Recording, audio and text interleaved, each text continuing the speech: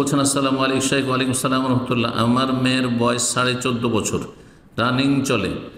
সে স্থানীয় একটি আলিয়া মাদ্রাসায় 8ম শ্রেণীতে পড়ে। সেখানে শুধু মেয়েরাই পড়ে, নাবালক থেকে তাকে আমি ইসলামী তরবিয়ত দিচ্ছি, আল্লাহ তৌফিক দান করুন। তো ইদানিং তার চালচলনে বোঝা যাচ্ছে তার জীবন সঙ্গীর প্রয়োজন, নয়তো সে গুনাহে জড়িয়ে যাবে। মোবাইল তাদের হাতে দেবেন না। এমতো অবস্থায় আমি তাকে বিবাহ দিতে চাই, তবে বাংলাদেশের আইন অনুযায়ী 18 বছর পূর্ণ না হলে আইন বাধা হয়ে দাঁড়ায়। তবে কোর্টের অনুমতি নিয়ে বিবাহ দেওয়া যাবে। ভালো কথা, কোর্টের অনুমতি নিয়ে যদি বিয়ে দেওয়া যায়, এটি নতুন তথ্য, তাহলে ভালো কথা, কোনো সমস্যা হবে না। এই মতো অবস্থায় শেখ আপনার পরামর্শ চাচ্ছি, কি করা যায়? মূল্যবান পরামর্শ দিয়ে আমাকে উপকৃত করবেন। যদি কোর্টের অনুমতি নিয়ে আপনি বিয়ে দিতে পারেন তো অবশ্যই বিয়ে দিয়ে দিবেন 18 বছরের আগে। যদি দেখেন যে গুনার আশঙ্কা রয়েছে আর মেয়েকে গুনাহ থেকে বাঁচাতে হবে, তাহলে সেটা ফরজ কাজ, সেটা ফরজ কাজ।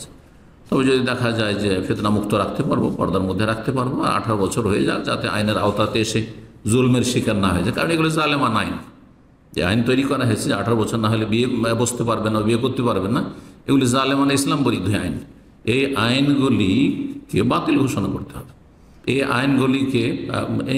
আইনগুলির বিরুদ্ধে আমাদেরকে সোচ্চার হতে হবে, এগুলি বিরোধিতা করতে হবে, এগুলি শাসকে ভালোভাবে জানিয়ে দিতে হবে যেগুলি হারাম, ইসলামের সাথে সাংঘর্ষিক। আল্লাহ রাব্বুল আলামিন সকলকে হেদায়েত দান করেন এবং ইসলাম বিরোধী আইন কানুন থেকে সকল স্তরের মানুষকে বেঁচে থাকার তৌফিক দান করেন।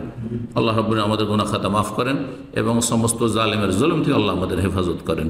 রব্বানা আতিনা ফিদ দুনিয়া হাসানা ওয়া ফিল আখিরাতি হাসানা ওয়া কিনা আযাবান নার। সুবহান রাব্বিকা রাব্বিল ইজ্জাতি আম্মা ইয়াসিফুন ওয়া সালামুন আলাল মুরসালিন ওয়ালহামদুলিল্লাহি রাব্বিল আলামিন। আসসালামু আলাইকুম শাইখ। ওয়ালাইকুম আসসালাম। আমরা প্রবাসে থাকি, স্বামীকে বলি আমার ননদকে তার ভাগের জায়গা জমি ভাগ করে দিতে। এটা বললে তিনি রেগে যান, আল্লাহ হেদায়েত করুক, লোভী।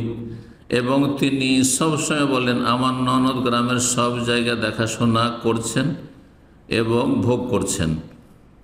কোনো জায়গায় কি আমি নিষেধ করেছি ভোগ করতে?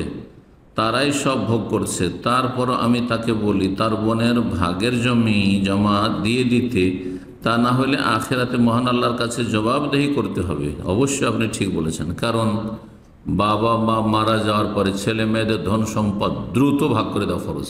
মিরাস, পরিত্যক্ত ধন সম্পদ সাথে সাথে ভাগ করে দেওয়া ফরজ, বিলম্ব করা জায়েজ নয়। আর তারপরে আপনি নিজের ভাগ খাওয়াবেন কি খাওয়াবেন না, কাকে দেবেন, আপনকে দেবেন পরকে দেবেন, নিজে হিসাবে নেবেন, সেটা নেবেন। কিন্তু ভোগ করছে সেই জন্য ভাগ না করে আপনি রেখে দেবেন, এটা জায়েজ নয়, গুনার কাজ এগুলো।